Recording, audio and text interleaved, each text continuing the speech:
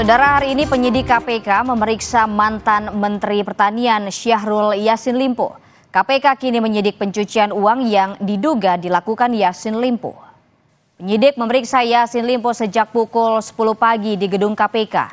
Saat ini penyidik KPK mengembangkan kasus gratifikasi dan pemerasan mantan Menteri Pertanian itu menjadi kasus pencucian uang.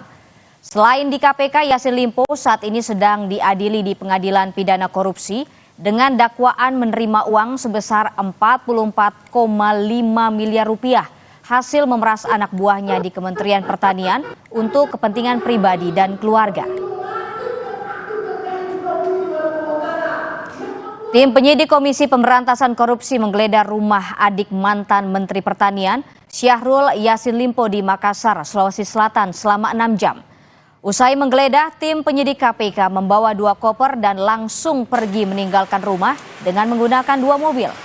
Ketua RW yang diminta menyaksikan penggeledahan menyebut KPK menggeledah 2 kamar. Mantan Mentan Syahrul Yassin Limpo terjerat kasus dugaan pemerasan, gratifikasi, dan TPPU.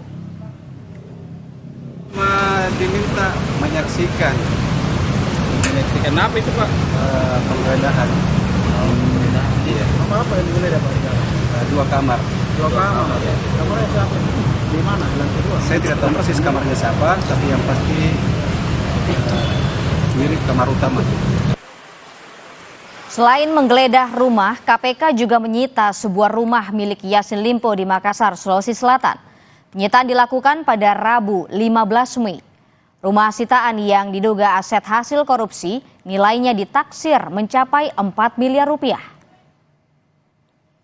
Ada rekan kami Cindy Permadi di gedung KPK yang memantau pemeriksaan Yassin Limpo. Selamat siang Cindy, apa fokus pemeriksaan KPK terhadap Yassin Limpo siang hari ini?